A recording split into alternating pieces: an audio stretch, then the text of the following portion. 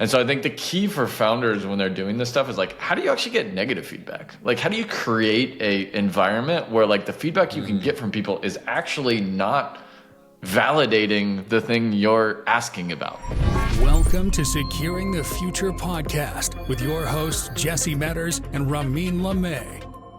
Welcome back, everyone, to Securing the Future podcast. I am your host, as usual, Jesse Metters, and my trusty co-host, Ramin Lamay. Hello. Oh, we have a new word today. Yay. I told you I'll change it up. There you totally go. Messed with you earlier. You called it boring. I called you, yes, I did. But you said it was consistent. Consistent, that's right. We're back again. Today we've got Andrew Peterson joining us, and I am really excited about this one. As a recruiter, I work with a lot of startups in the tech world and some in cybersecurity sector that are kind of like, building a product.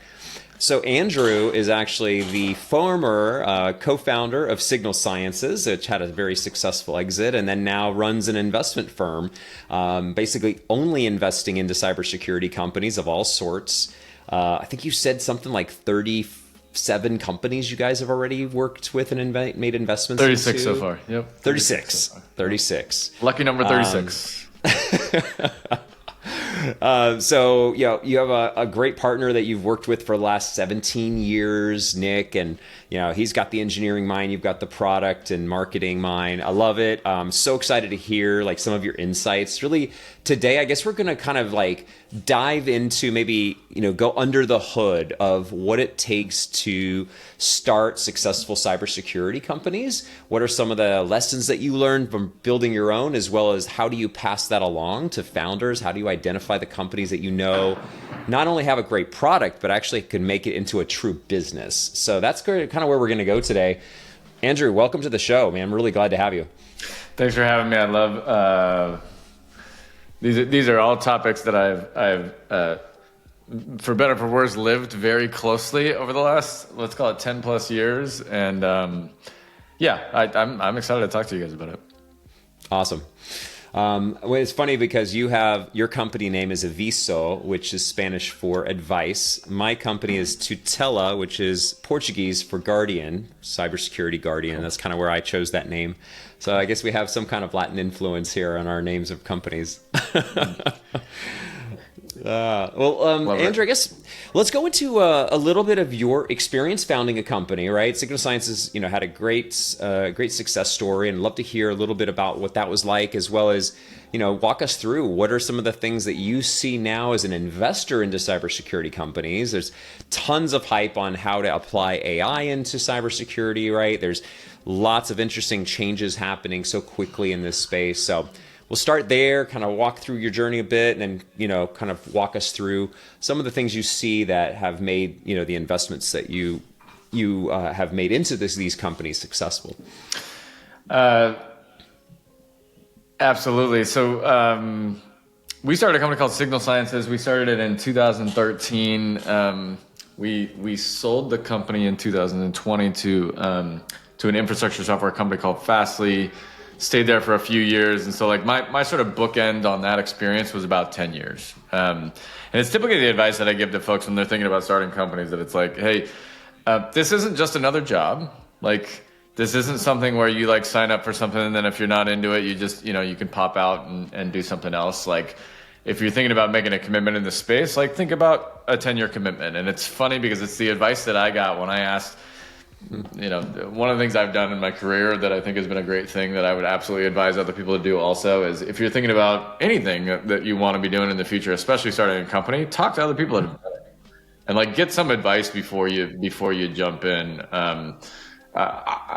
The folks that I talked to, they sort of gave this advice of like, oh, it's going to be a 10-year commitment. It was almost 10 years to like the month for me when we started the company to when I eventually left the company that acquired us. And so it was like sort of oddly foretelling. But we had a great run. We went from, a zero nothing to $100 million business run rate that we grew over time. And you learn a lot of lessons in the process. You learn some the hard way, you learn some the easy way, but like it's not for the faint of heart.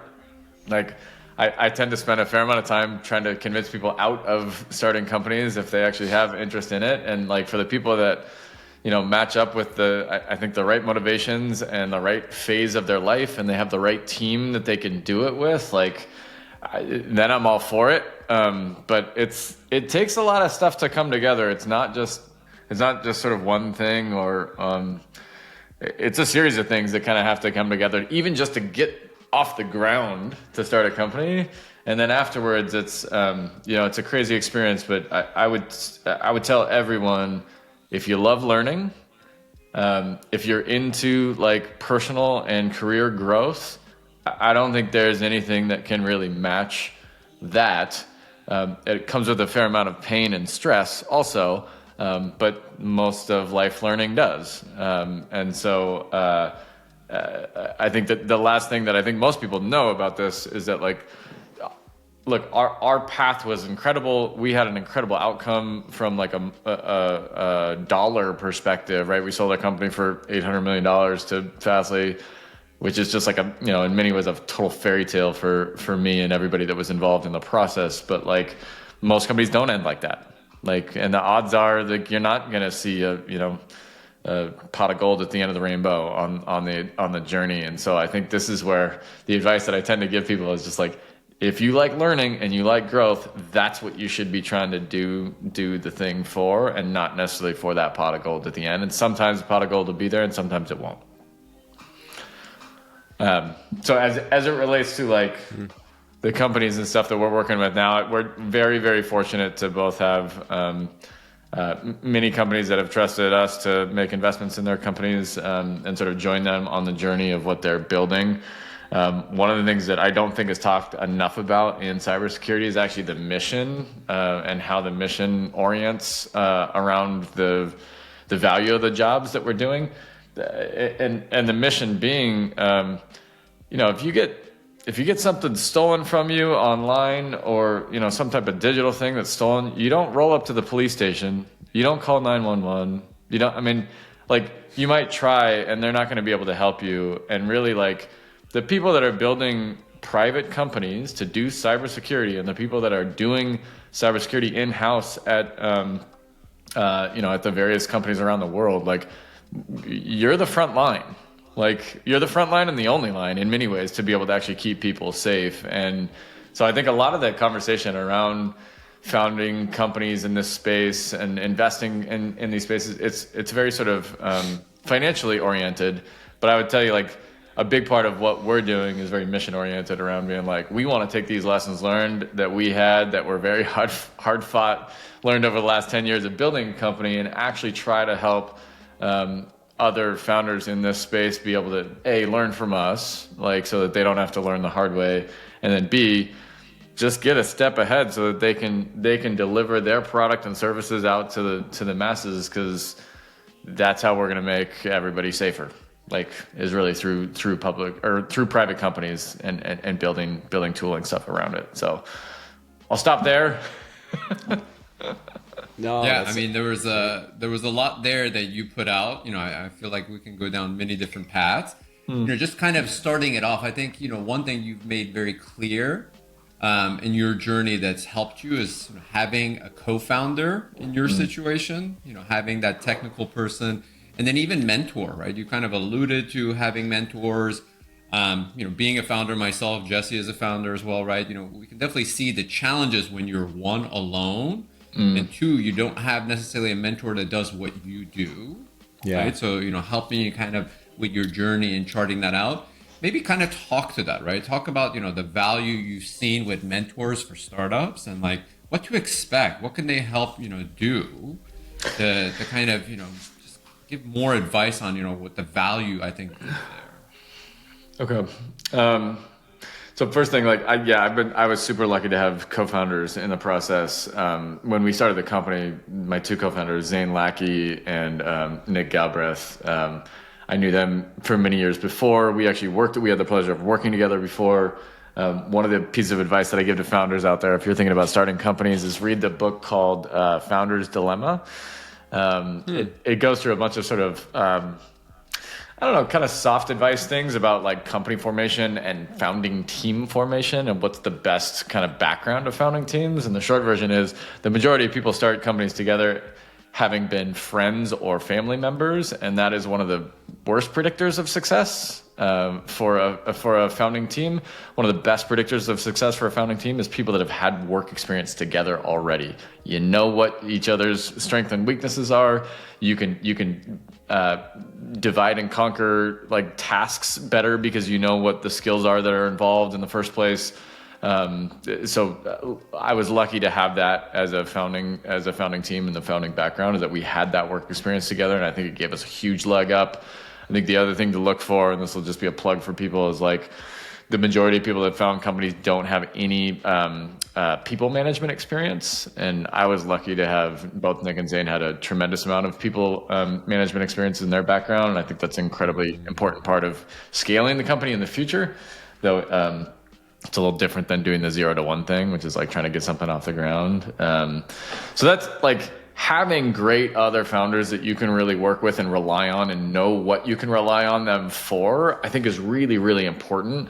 And knowing where you're like, and let's say like you're doing it on your own, knowing where your strengths and weaknesses are like is really important to being able to figure out what are the other roles that you need to hire to actually sort of complement the areas that you need help in, knowing that you need, it takes a village to be able to build something special, right? And so I think that gets to your point of, how does a mentor fit in, or mentorship or coaching and stuff like that fit in? And I think like I've had a professional coach for 15 years. I did some coaching before I started the company, and I invested in having a coach the entire time I had a company, and I still work with the same coach now that I have for the last 12 years. And she wasn't a CEO.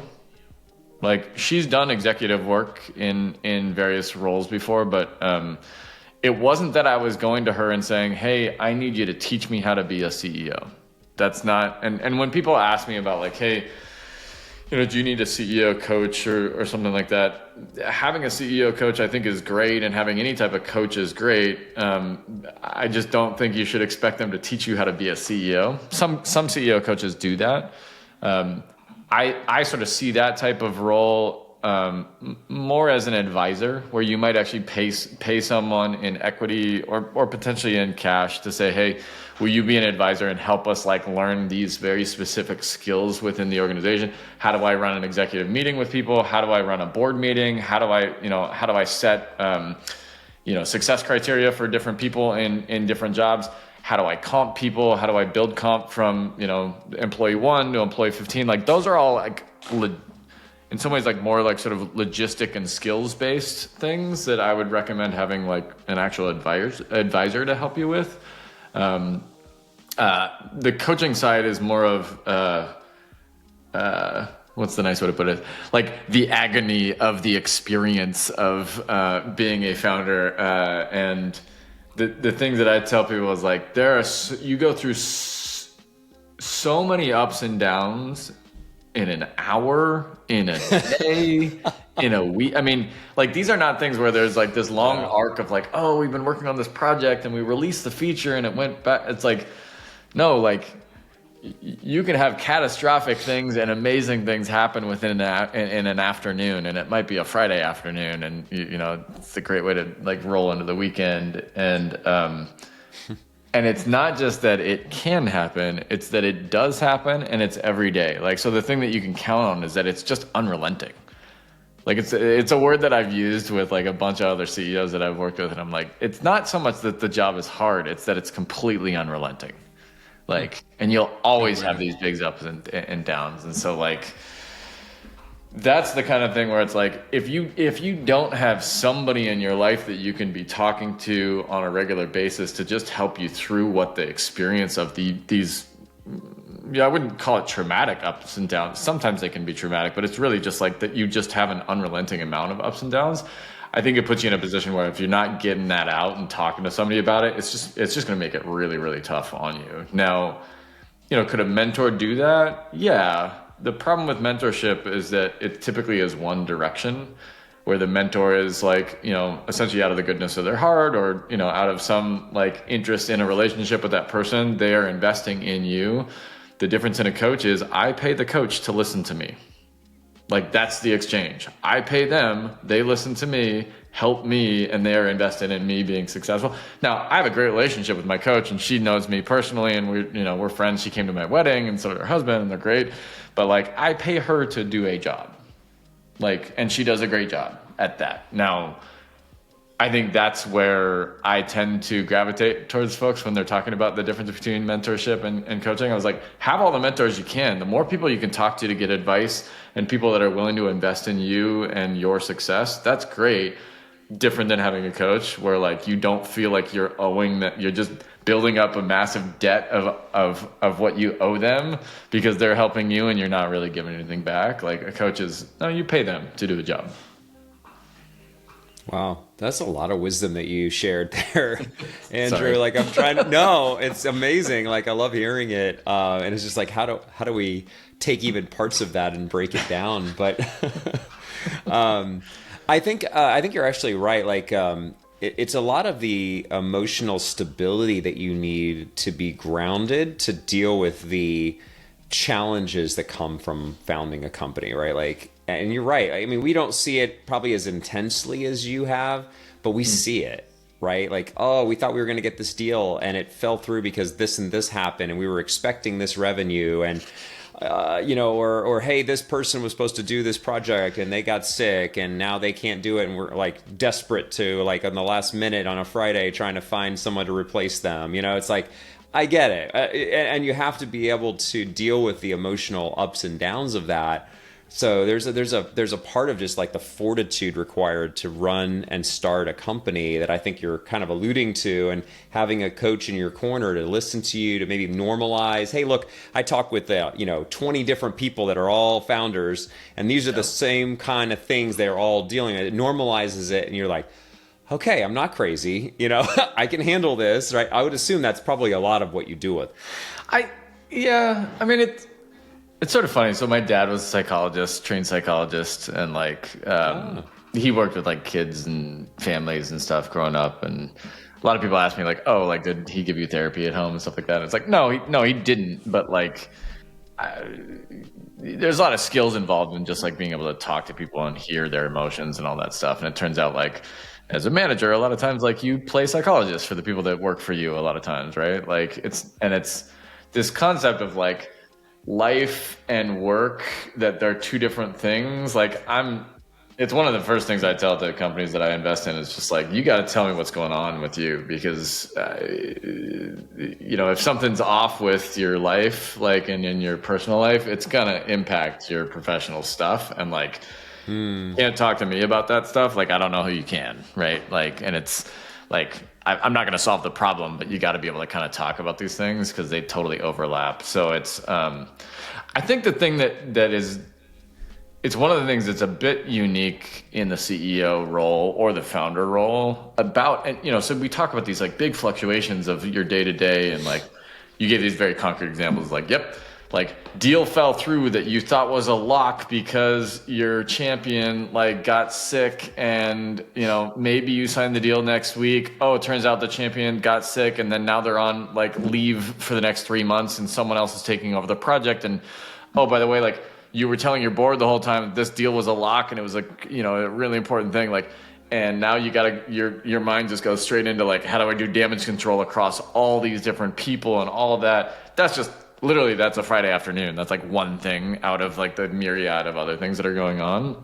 But I think the thing that I learned that was very hard about the role versus almost any other role that I've had before is that like, if I show up as a CEO and I'm walking through the office and I've got terrible energy and I'm just like, I look defeated from these things, it is crushing to company culture. Like, and it crushes everyone else. Like, if they see me going through and they're like, dude, he looked like he got run over by a train. Like, what is going on? Because everybody takes their cues from like leaders like that in an organization. And so like what I had to learn to do is that like, I had to come in and be steady. like in the background, it could be going up and down, and my experience could be all over the place, but my appearance had to be Mr. Cool. And luckily, like as I talked to other people that have worked for me in the past, like they're like, yeah, like we didn't really get a sense that stuff was chaotic. And I was like, great, I did my job. Right? Like that, like that's part of the job of being the leader, is that like you don't need other people to experience the ups and downs. You need them to execute and be awesome at their jobs. Right? And so like that's also the thing that's like nobody really tells you that part of it. And you're like, oh, like, and I learned even to like, I can't jump into Slack and like weigh in on something that somebody's talking about, like on Slack, let's call it a product feature or anything. Because the moment that I did that, everybody would drop everything and say, okay, let's do exactly what the CEO just said to do. So like, it was a real learning experience for me to feel like, okay, I had to actually back out of that stuff, even though like over time, like at the beginning, you know, it's a 5-person thing. Like, of course you're going to be involved in these things, but as you get bigger and you grow and all this stuff, it's like, you realize like my presence in a lot of these things was not helpful. Like I might have good ideas or I could help solve a problem and I wanted to, and I felt like that was, and it was an exciting work to do and I wanted to do it and I was good at it, but it wasn't helpful. Right. And so I think a couple of those things and those lessons learning in the process, like it's hard. Like that's the unsaid hard part of the ups and downs, is that like I'm having ups and downs and I'm freaking out, but like I have to stay steady. And so I think that's why like having a support group and some of that, again, yeah, have a coach, have mentors, have these people that are in your life, that have a dad that you can call. I would call my dad and like, you know, like just dump on him for this stuff. If I didn't have that, it would be very hard for me to stay steady for the rest of the team. Question for you. So given, you know, the way you describe the journey of a founder, and, you know, I love what you're bringing up, right? It's very authentic, and, you know, you don't hear these parts of the journey. What do you think is a good background to being a founder? Have you thought about, you know, what's the ideal role, you know, when someone decides to be a founder, or, you know, if they were going to do this would be the investment to, you know, do beforehand? Founder is different than like CTO or CEO or something like that. Like I would have a different advice on that. I would tell you that like, I think coming from a big company and going directly into starting a company from zero, I think that tends to be a really, really big lift. It's a really heavy lift for people. And like, let's say you've worked at Microsoft for 20 years and you're like leaving there and you're like, I'm going to start, you know, I've been telling myself I should start a company forever, and like this is the time I'm going to go do it, and I've got all this experience and I'm going to go do it. It's it can hit people like a ton of bricks, and like the stuff that I've heard is basically like from people when they do that transition is that they're like, God, I was like, you know, let's say they did PR or something, they're like, I don't understand. Like none of these publications like pick up the phone when I call them now. It's like, well, yeah, when you worked at massive company before, everything you did when you were working in PR, people would just drop everything and write about it. And like they thought that's how it worked. But like when you're nothing and have no brand behind you, like it works totally different. Like PR is just one example of it, but that's customers' feedback on products, like investors, certainly, hiring people, absolutely, right? Like you're really nothing and you're starting from scratch, and you really need to rely on a lot of like personal sales, like ability to get people on board with ideas in all sorts of facets of that business, which typically wouldn't be a core skill that you need to be successful in a big company. So I think that's a pretty heavy lift of like hard to do. Easier to do is like, yeah, like you've been involved in some type of startup before, you have some cross-functional skills where like you weren't just a cog in a wheel in something bigger, like that you really had to figure out and do a lot of problem solving in the context of that. But like when it comes to like attitude, I think being curious really matters. I think the concept of what strong values loosely held, I think is good. Like that concept of like have strong opinions, but like be curious to understand how you need to adjust those things over time. Because I think the core thing for a startup especially is like, you go into a startup with an idea around something that ideally you're very passionate about that thing, right? And you have a hypothesis basically saying like, my hypothesis is that this thing that's missing in the world right now, if I did it, it would, there's lots of opportunity on the back end to be able to both solve the problem and build a business around it.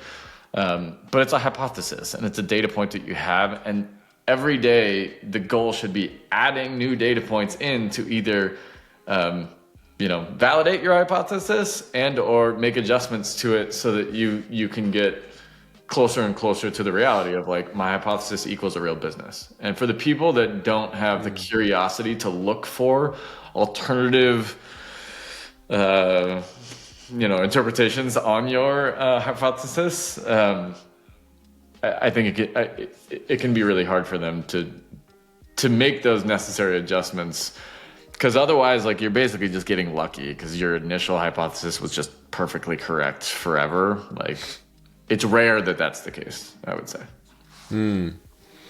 Well, I look at your journey. You came from Google, then you went to Etsy when they were younger, right? And got that experience in a startup. And then I think it was right around then, right, that you founded Signal Sciences. So yep. It kind of shows a nice, like you get to see mature company doing things well, organized, but probably more siloed than going into a startup, right? So there is like and I look at that too, like when we're working with clients,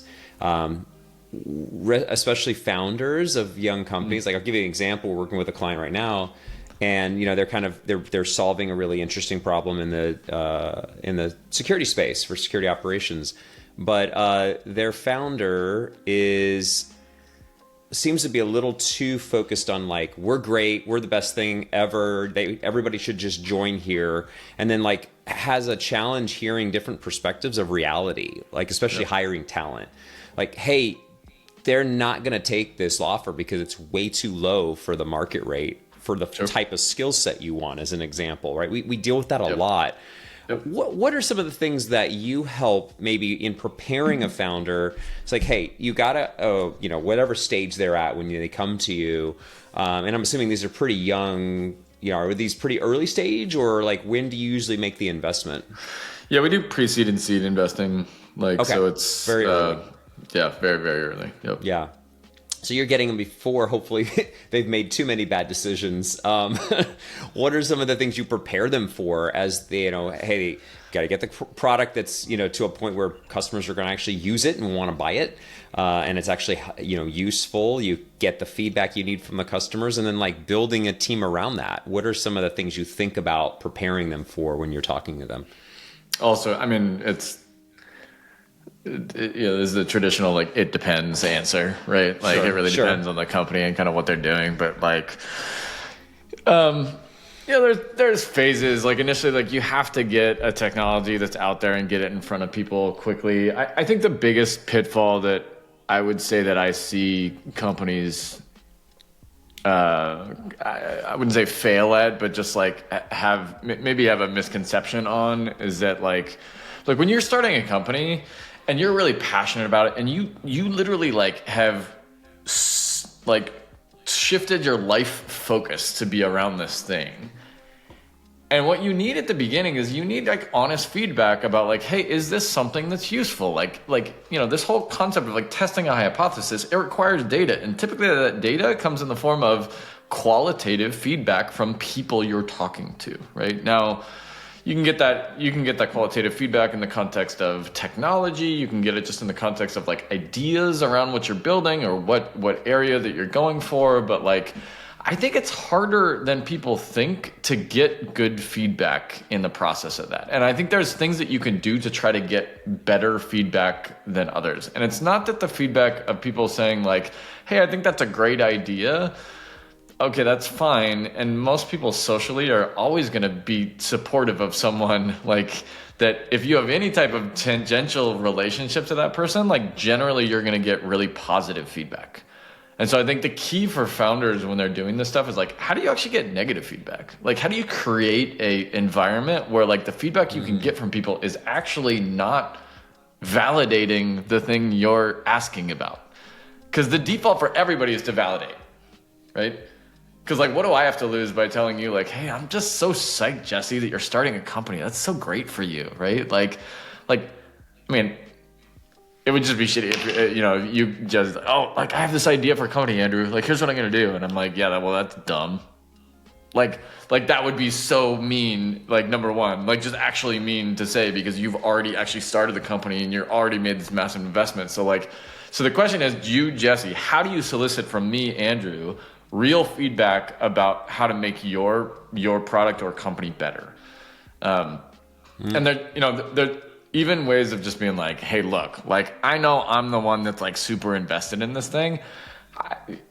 You can even say this, like, your default is going to be, supportive and positive of me. Like, tell me the reasons why I'm just an idiot, like, around this. Like, what am I, like, what are the things that you're sitting here saying, like, Andrew's just really, like, he could be missing these things in a reality where he just doesn't understand. Like, it's that type of thing where you want to go out of your way to try to get that type of feedback. Now, okay, that's one way to do it. The advice that I tend to give to founders, like, back to your question, is like, money speaks way louder than qualitative data or qualitative responses from people. And so, like, because I was like, you can do all these different sort of tricks to try to get people to actually give you honest feedback. But the reality is, until they give you dollars and until they pay you, you don't know what the feedback, the feedback could be valuable or could be totally not valuable. You just don't know.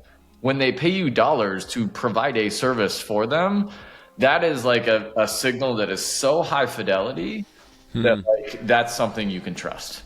And so my advice tends to be like, look, I know you want to spend a lot of time trying to do research and trying to build a product that you're really proud of and that you want to get in front of a ton of people. I tend to say, like, what's the smallest thing that you can do to try to get somebody to pay you money? Because like, and that literally, like, and this is very different than what I think a lot of Silicon Valley investors would tell you, is like, services, I'm totally fine with you doing services up front to be able to have people pay you.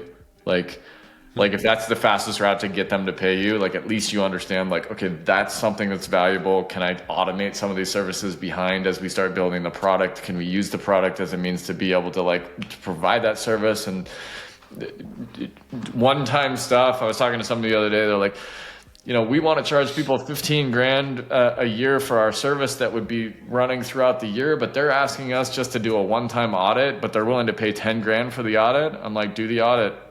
Like, do it, figure it out. Like, figure out why is there a delta between they're willing to pay a one-time $10,000 fee, but they won't pay the $15,000 thing for the year? Like, do it and pursue that. So that it may be not a widely held belief around these things, but like, I really don't trust feedback early on in the process of founding a company from people, because their default is to be positive.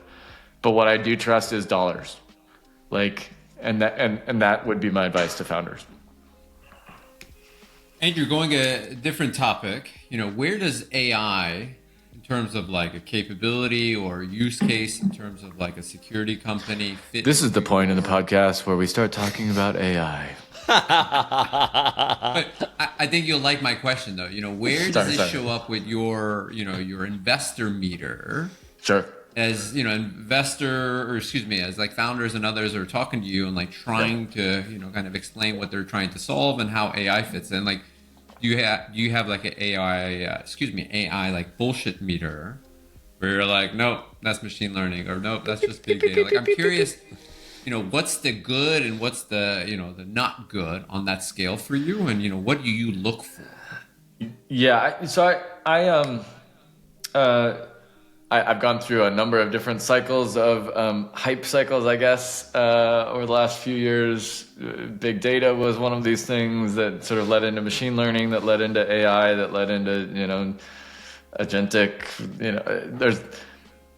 lots of terminology around this stuff. At the end of the day, I think what customers are looking for and the business value that this all of those things translate into is automation of human tasks. Like, you're trying to automate work that a human would do, and like there's different ways that you would do that. Sometimes it's like, hey, a human couldn't possibly look through all this data all at the same time, or if they did, it would take a really long time to do it. And so like that's the stuff that like big data and AI and machine learning can do that's different than human stuff. But at the end of the day, like what you're really looking for from a value perspective from a customer is like they're looking for you to automate stuff that would either be hard or expensive for a human to do themselves. And so I don't really care, like, in some ways, and because I don't think the customer cares if you're using AI under the hood, or if you're using ML under the hood, or you're using big data, or you're just doing like cron jobs. Like, people don't care what it is. They just want the automation that's coming out of it because they don't want to do it themselves. So that's like the high level. The next step down is that I think if you're not doing AI or claiming to do some type of AI work now, like I think you'll take a hit from people's perception of how cutting edge your technology is and what you're doing. And like that may be more of like just it's kind of more now marketing terminology in many ways, of saying like, hey, we do AI, like, so like I think it would be a hard thing if you're just like, hey, we are hard-laced, not doing anything AI right now. The future of where that space is going, it's changing so rapidly right now that it's really hard, I think, to have like really core beliefs on how you would make investment decisions around like how people are using and implementing AI. Like, I think, you know, I have opinions on these things, but it's sort of this, we have strong opinions that are loosely held because the industry is changing really quickly around the technology there. I think the biggest thing is just more of making sure people are using it. Now, with cyber specifically, if you think about this concept of automation and how automation has been used like across these various technologies, I think there's parts of the industry that are well suited for using automation, and there's parts of the industry that are not well suited for using automation, because the core piece that comes into the automation like equation, by using really any of these types of technologies, is that you have a certain level of false positive.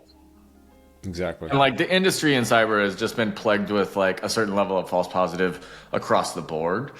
And like, you know, if you want to say, hey, we can apply this thing and you're going to get 90%, real and good outputs, and you're going to get 10% bad outputs, that's the right way to think about like, okay, what part of cybersecurity or what part of the work that we're doing is that 10% failure rate acceptable? And when is it not acceptable? And so I think like as I look at it from like an investment perspective, or just from like a technology perspective, I guess from a company thing, it's like, hey, does using AI in this scenario actually work? Like can and you know, maybe it's not 10%, maybe it's 5%, maybe it's 3%. Maybe that's like the whole thing, is that you're reducing, you know, false positives from 5% to 4% or 3% or something like that. Like, does that work?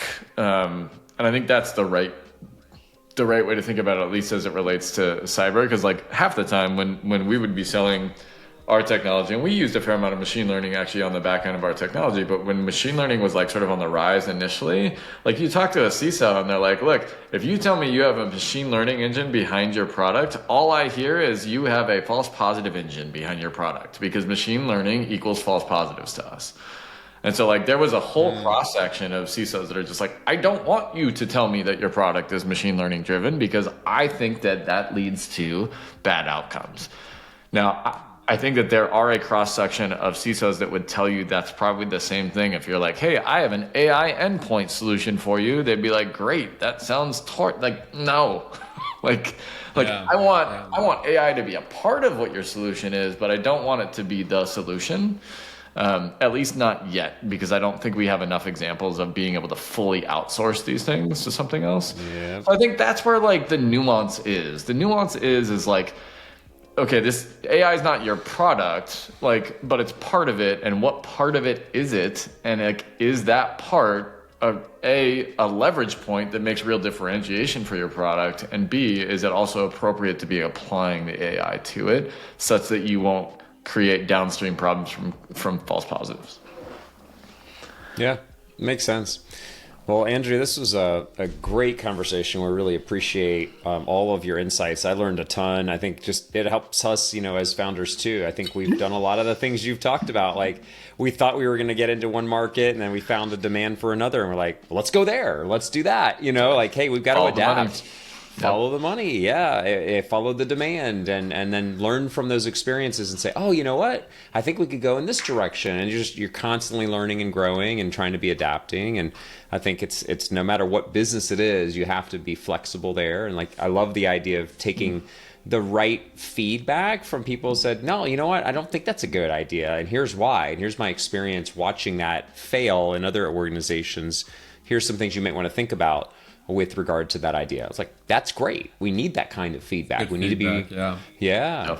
So no, this is fantastic. I almost feel like we should do a part 2 of this sometime down the road. I could talk about this kind of stuff for a long time. So me too. It's really great. As you can tell, sorry for talking your ear off, but I guess that's sort of the point of the podcast, right? It is. Yeah.